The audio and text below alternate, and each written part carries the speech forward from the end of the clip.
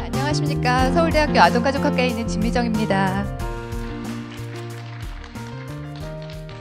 맞벌이에 대해서 무엇이 새로운가, 왜 이 시점에서 맞벌이에 대해서 이야기해야 되는가를 생각을 해보자면, 저는 맞벌이 가정이 우리 사회가 당면하고 있는 심각한 출산율의 문제, 저출산의 문제, 고령화의 문제에 대응할 수 있는 가장 현실적이고 명료한 대안이라고 생각합니다.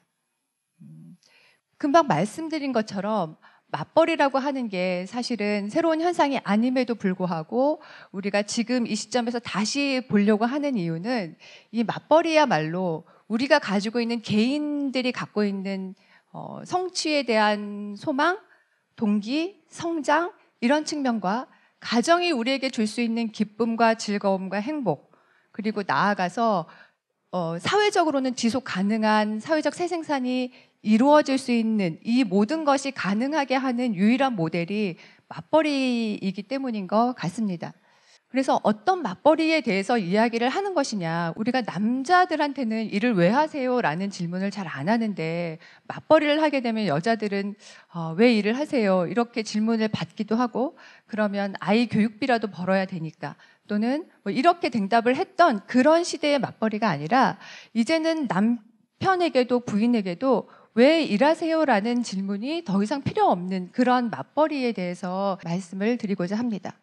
그리고 가정 내 성역할 분담은 예전에 비해서는 많이 완화가 돼서 똑같이 해야 된다라고 생각하지는 않을지 모르겠지만, 한 사람만 하는 건 독박이다 이렇게 생각하는 그러한 맞벌이입니다.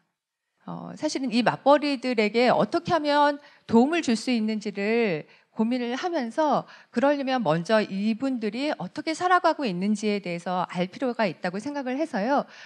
도시에 거주하는 30대, 40대, 50대 맞벌이 기혼 남녀 900명 정도를 온라인 설문조사를 했습니다. 저희가 맞벌이에 대한 인식, 고충, 경력에 대한 사항, 가사나 돌봄에 대한 사항, 여가에 대한 것, 그리고 맞벌이 부부의 의사소통이나 맞벌이 부부의 웰빙을 보여줄 수 있는 지표들, 시간 부족감이나 일상적 스트레스, 그리고 행복감과 일생활 균형, 이런 측면에 대해서 조사를 했습니다. 이게 남녀 모두 가장 점수가 크게 나온 항목이거든요. 일과 가정생활이 만족스럽게 균형을 이루는 것. 이 항목만 남녀 모두 4점이 넘게 나와서, 이 맞벌이 부부들이 가장 중요하게 생각하는 것은 나의 일, 그리고 나의 가정이 균형 있게 잘 양립할 수 있도록 하는 것.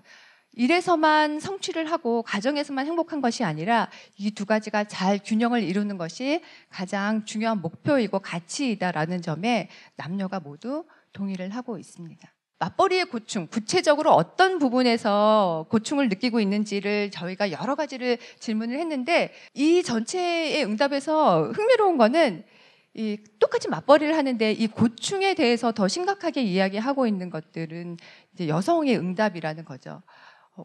맞벌이 가사분담 아까 보셨는데요. 큰 덩어리로 저희가 식사 준비, 설거지, 세탁, 집안 청소, 가정 경영 이렇게 봤더니 가장 성별화가 이루어진 부분은 식사 준비입니다. 가장 공통적으로 많이 하시는 일은 청소. 그 외에 신체적인 돌봄이나 아플 때 돌봐주는 것, 숙제 봐주기, 어린이집, 아까 말씀드렸던 것처럼 어린이집이나 학교의 행사를 방문해야 되는 때가 있으면 이건 아직도 여성들이, 엄마들이 더 많이 하는 것으로 보여집니다. 이 가계에 대한 관리도 똑같이 한다라는 비율보다는 아내가 더 많이 한다, 또는 아내가 더 주도적으로 한다라는 부분들이 높아서, 사실 이 가구들이 새로운 형태의 가구들, 똑같이 풀타임으로 일하고 똑같이 소득을 가지고 있고 교육 수준이 높은 맞벌이임에도 불구하고 실제로 가게가 운영되는 방식을 보면 아직도 전통적인 부분들이 좀 많이 남아있다. 그러니까 돈은 남편이 더 많이 버니까 더 많이 되더라도 실제로 가사는 여자가 더 많이 하고, 그다음에 가게에 대한 의사결정이나 관리도 여성들이 더 많이 하는 형태로 볼 수 있습니다. 그러면 우리가 이렇게 느끼고 있는 이런 실태를 반영해서 어떻게 맞벌이들을 지원할 것인가를 보도록 하겠습니다. 저희가 많은 조사를 했는데요. 그중에서 맞벌이 부부들이 느끼는 일생활 균형에 가장 직접적으로 영향을 미치는 요인이 무엇일까를 좀 찾아봤습니다. 그중에서 가장 중요한 두 가지로 나왔던 것이 첫 번째는 돌봄의 공평성이고요. 두 번째는 의사소통의 질이었습니다. 똑같이 질문을 해도 얼마나 우리 가정에서 돌봄이나 가사가 공평하게 이루어지고 있냐고 질문을 해도 이렇게 남성의 인식과 여성의 인식이 차이가 있습니다. 더 흥미로운 건 이게 돌봄 측면에서 남자들이 더 많이 하고 있음에도 불구하고 더 차이가 난다라는 거죠. 보이지 않는 돌봄이 더 많이 있기 때문인 것 같습니다. 의사소통이 중요한 측면으로 나타났기 때문에 의사소통과 관련된 내용도 한번 봤는데요. 이러한 내용들에 대해서 얼마나 부부가 이야기를 자주 하시는지, 가족의 가치와 비전 굉장히 거창하죠.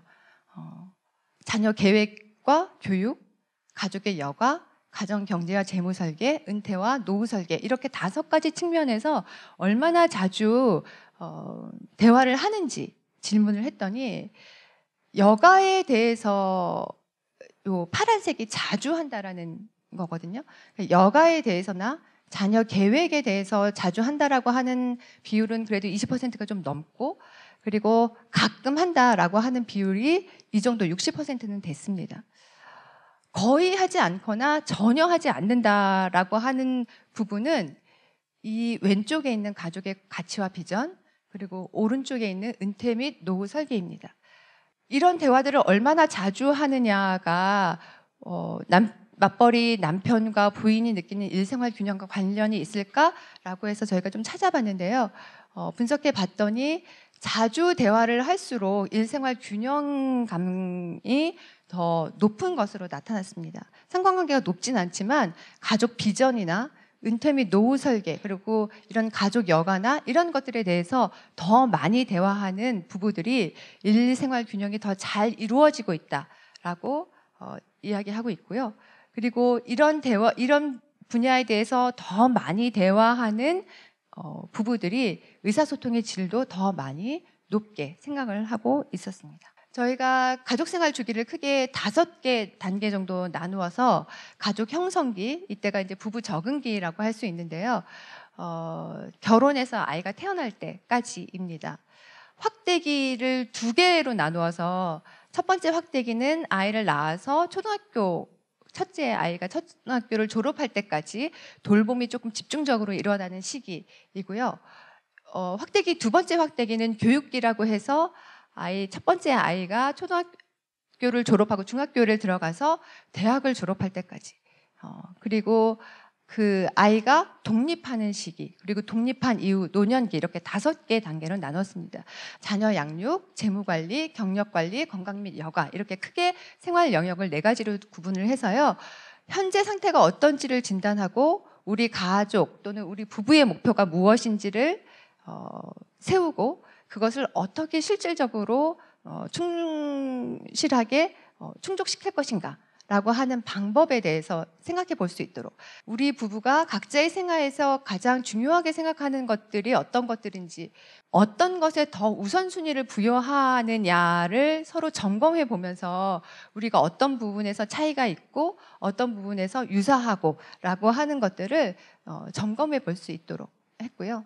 자녀 교육에 대해서는 자녀 출산 계획이 있는지, 우리 맞벌이, 우리 부부는 자녀를 낳고 싶은지, 아니면 우리 둘만 그냥 행복하게 계속 살고 싶은지, 자녀를 낳는다면 몇 명을 낳고 몇 산 터울로 낳을 것인지, 자녀를 양육할 때 우리가 가장 중요하게 생각할 것은 무엇인지, 가계 재무에 대해서도 직면하고 싶지 않지만 우리 가구의 재무 상태는 어떠한지, 현재 우리가 갖고 있는 자산은 얼마이며 부채는 얼마에서 시작하는지, 이런 것들, 그리고 우리가 부부가 재무 관리를 어떻게 할 것인지, 서로 다 공평하게 오픈해서 할 것인지, 경력에 대해서도 마찬가지인데요. 우리 부부에게 다 경력은 중요하죠. 직장에서 인정받고 승진하는 것이 매우 중요합니다.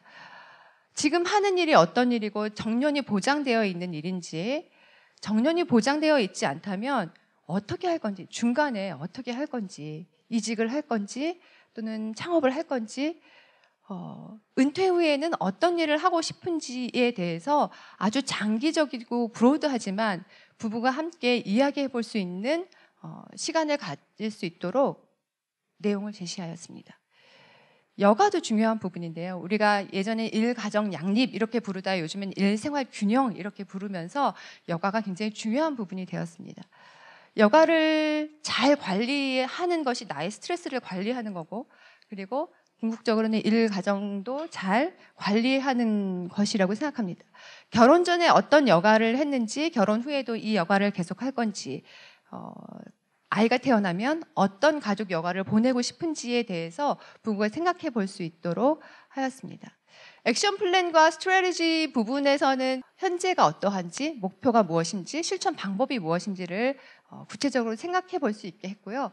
역할 분담의 원칙은 두 가지인데요. 하나는 공평성, 두 번째는 융통성입니다.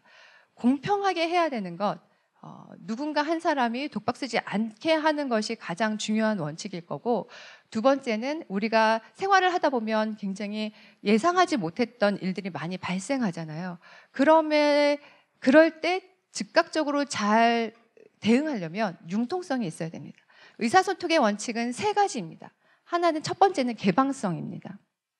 그러니까 제가 얼마나 다 투명하게 오픈할 것인가에 대해서 말씀을 드렸는데, 사실은 의사소통이 잘 되고 신뢰가 잘 되는 부부는 오픈되는 정도가 더 높습니다. 어느 정도 그 개방성이 있어야지만 내가 가진 것을 보여주고 상대방의 것을 보여줄 때, 그럴 때 팀으로서 운영될 수 있는 것이라고 생각합니다. 두 번째는 해결 중심적인 소통입니다. 우리가 이야기를 하다 보면 사실은 문제의 해결 방안을 찾는 것이 아니라 원인이 어디 있는지를 찾게 되는 경우가 굉장히 많죠. 이 문제가 왜 발생했는지, 누구 때문에 발생했는지. 이렇게 의사소통을 하다 보면 해결 방법을 찾지 못하고 갈등만 더 커집니다. 원인이 어디 있든지 간에 이 문제를 해결하려면 어떻게 해야 되는지 해결 중심의 소통을 하는 것이고요. 세 번째는 애정과 감사의 표현, 진부하게 느껴지실 수 있지만 고맙다는 말, 사랑한다는 말, 이런 말들을 자주 할 수 있어야 관계가 형성이 됩니다. 그리고 이거는 이제 가족 단계별로 들어가서 보시면 가족 형성기에 우리가 주택 구입이라든가 아니면 자동차 구입이라든가 출산 비용을 준비하는 일들에 있어서 어떤 것들을 점검해야 되는지 라는 것들을 저희가 예시로 다 좀 마련을 했고요. 사실 이런 것들을 보시면 첫 번째 느끼실 수 있는 게 가족도 굉장히 많은 일이 이루어지는 곳이고 누군가는 이 일을 해야만 굴러가는 곳이구나 라고 하는 것들을, 저런 것들을 보시면 아실 수 있으실 것 같아요. 우리가 이렇게 가정에서 열심히 노력하는 것으로 정말 미래 세대의 맞벌이 문제가 다 해결될 것인가 라는 부분에서는 그렇지 않겠죠. 실질적으로 우리가 느끼는 모든 고충은 우리 사회 구조가 아직도 헛벌이에 맞춰져 있기 때문에 그렇습니다. 그래서 맞돌봄과 맞살림의 맞벌이 이 모델을 지원하는 가족 정책이 확대되지 않으면 저는 우리 사회에 정말 가족의 위기가 올 거라고 생각을 하고, 이 맞벌이 모델은 개인적인 성취나 성장, 그리고 가족에서 우리가 느끼는 기쁨, 그리고 우리 사회의 미래의 지속 가능성을 모두 다 가능하게 하는 모델로 우리가 앞으로 더 관심을 기울이고 키워야 하는 모델이다라고 생각합니다. 네, 이것으로 마치겠습니다. 감사합니다.